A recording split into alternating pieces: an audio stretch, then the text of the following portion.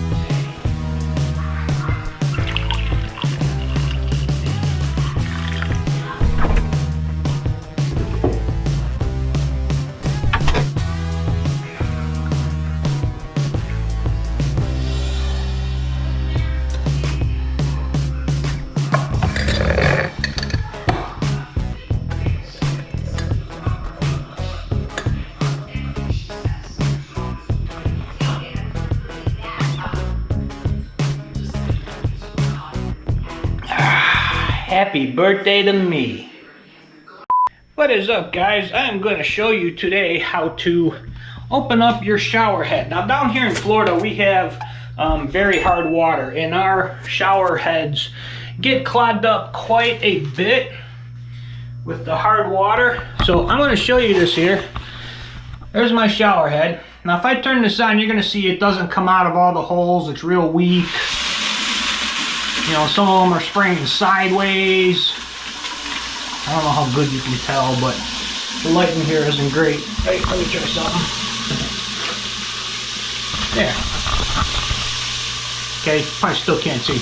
But anyway, it's not coming out very good, very strong or anything anymore like it should. So I'm going to show you how we clean those up and get that to practically brand new. First thing I'm going to do is I'm going to take off the shower head. And I'm going to do that right now.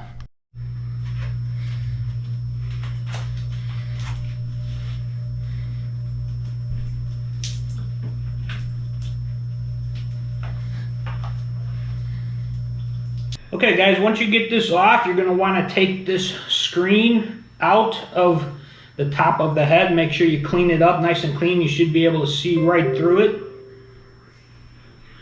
And then what you want to do is get a bowl where your head will fit in the bowl, and I like to use CLR.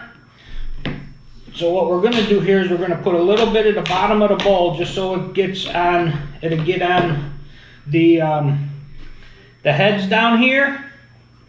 So what you want to do is you just want to pour a little bit, maybe a quarter inch or something, just enough so it sits in it, and then you put it in there like that. And then what I like to do is I like to pour some in the top to get it inside of the head also. This whole thing doesn't take a lot if you get a bowl that's pretty much the size of your thing. There you go. I'm gonna put a little bit more in the bottom. God, these things are so hard to open.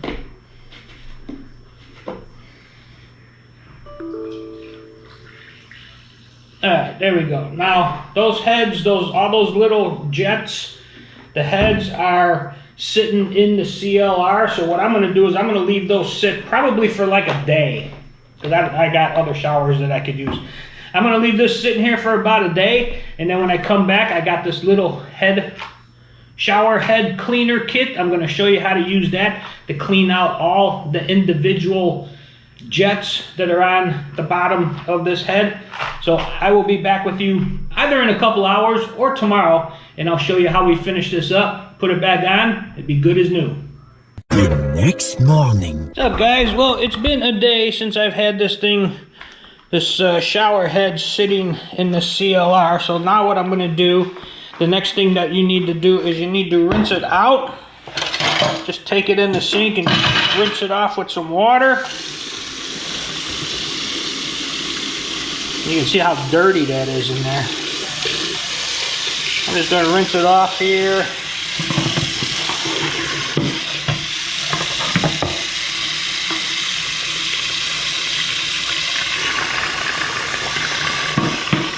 Like so. Let's go back to the table. Normally that would be good. 9 times out of 10 for the most part, that's going to be good enough, but I'm going to go this one extra step and clean out all of those little jets that are in there. Very simple, very easy to do. Let me get you set up here and I'll show you how we do it. Alright guys, next what you're going to want to do is you're going to want to get this shower head cleaner kit. It's a little kit. Comes with, I think there's like 50 pieces in here.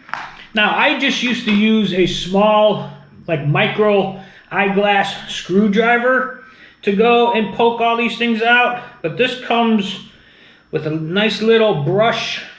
I don't know if you could see it. It's got a nice little brush edge on there, and basically all you do is you just start at one place and just poke it in and out, just running it in and out, and it cleans all of these jets up real nice.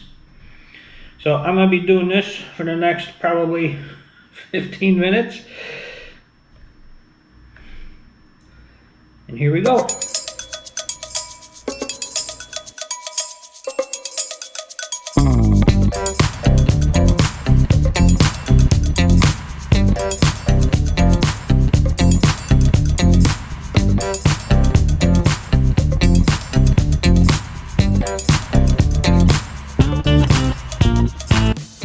Alright guys, and that's how you do it. It's all finished.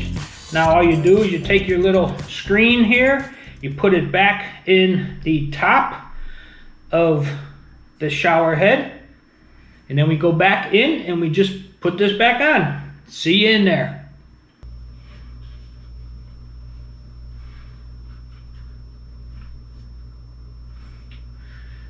Like so. Let me bring you over here. Now hopefully you can see that it's going to flow a lot better. So here we go. Oh yeah, look at that. Not sure how well you can tell, but that is now back.